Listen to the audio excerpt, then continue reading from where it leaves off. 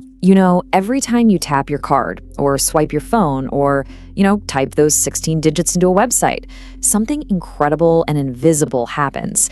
It feels like money just magically teleports from your wallet to the store. But what if I told you your money doesn't move at all? At least, not in the way you think it does. Hello, and welcome. In this explainer, we are going to pull back the curtain on the silent, unbelievably powerful network that runs almost every single transaction in modern life. So let's just ask that question straight up. What is really going on in that split second when you tap to pay for your coffee? You get that little beep, you see the word approved on the screen, and it feels so final. It's an experience that's designed to feel like magic, right? Like value just instantly jumps from your account straight to the shop. But that feeling, well, that's a very carefully constructed illusion. All right, let's start by unpacking that illusion. Because the most important thing you need to understand is this. When you pay for something, your money doesn't actually go anywhere. Not at first, anyway. Every time you pay, you kick off this lightning-fast, four-step relay race of information. First, the store's little card reader sends a request to their bank. That's the acquirer.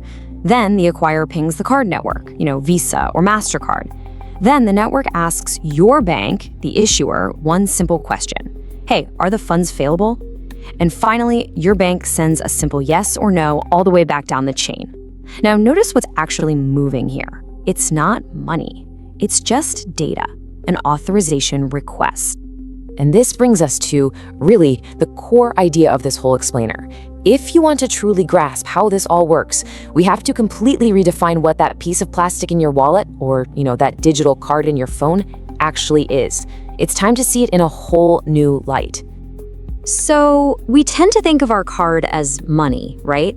And we think of the company behind it like Visa as a bank, and we call the whole thing a payment. But the reality, it's totally different.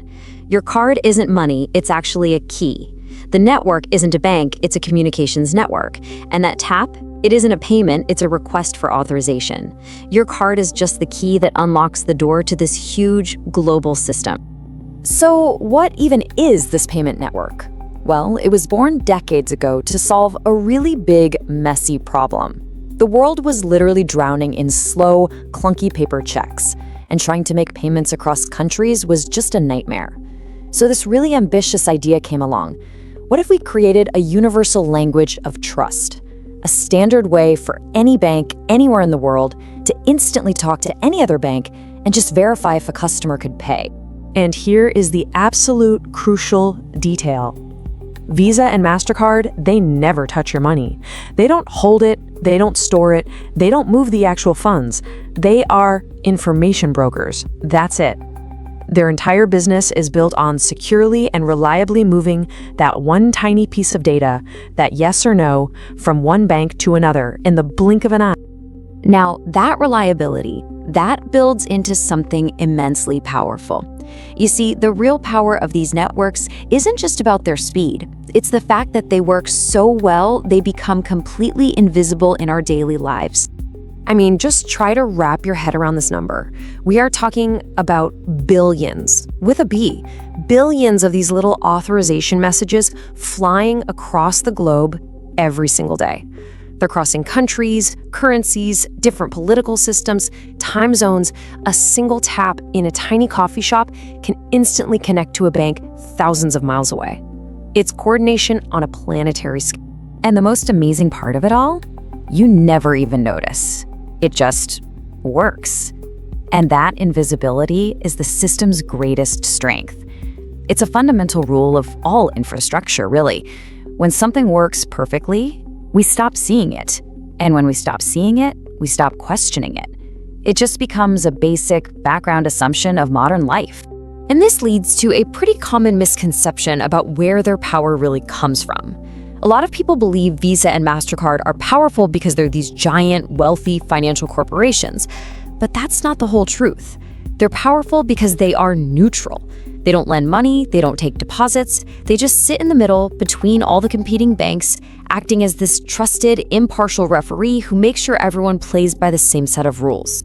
This kind of power is built through something called a network effect. It starts when you create a universal standard that solves a problem for everyone. Then all the banks agree to the rules because, hey, they all benefit from being part of the system. And over time, that standard becomes so universal that leaving it becomes unthinkable. I mean, why would a bank want to be the only one in the country that can't accept Visa cards? This shows you how power can be gained not by force, but by simple, universal agreement. So we have this powerful, invisible system, but its impact goes way deeper than just business. It actually changes us. It changes our behavior. Let's dig into the psychology of that simple tap and the rise of what we call frictionless money. Just think for a second about the physical difference between paying with cash and paying with a card. When you hand over cash, it's a tangible, deliberate act. You can feel the bills leaving your hand. There's a real sensation of exchange, of loss almost. But a card payment? It's totally abstract. It's just a signal. Tap, beep, approved. The physical friction of the transaction is just gone. And studies show that when that friction disappears, our behavior changes. We tend to spend faster, more casually, and a lot less deliberately. Over decades, this has led to this massive psychological shift in how we relate to money. Money stops being a physical thing and becomes abstract data. Trust shifts from being a personal relationship to being an automated protocol. Payments just fade into the background of our lives. For everyday purchases, financial borders become totally irrelevant. And because the whole system is so fast, any kind of delay now feels like a critical failure. Our expectations have been completely rewired. Okay, so for our final section, we need to address a really critical point. This invisible system that we've all come to depend on so completely, it also has a hidden fragility. It has become nothing less than the fragile nervous system of global commerce. This really gets at a new kind of power in the modern economy. Visa and Mastercard don't control the money itself. What they control is its ability to move. And in our interconnected world, flow is everything. An asset that can't move is effectively worthless. Real power, it turns out, lies not in owning value, but in orchestrating its flow. So what would happen if that flow was interrupted, even just for a few hours? This isn't some hypothetical question. During those rare, brief outages of these networks, this is exactly what happens. Gas pumps stop working, supermarket checkout lines just grind to a halt, public transport systems stall. Our whole digital life, streaming, shopping, ordering food, it all hiccups. And it is so important to understand why. It's not because the money disappeared. It's because the system for coordinating trust failed. And this is exactly why the metaphor of a nervous system is so perfect.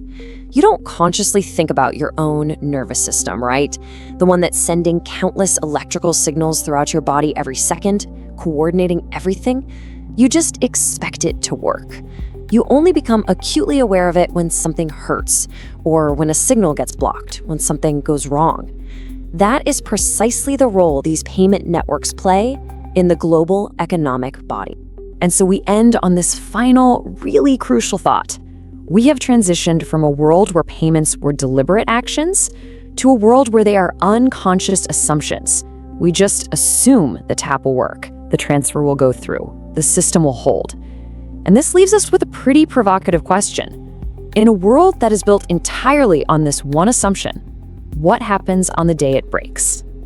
Thanks for joining me for this explainer. See you in the next video.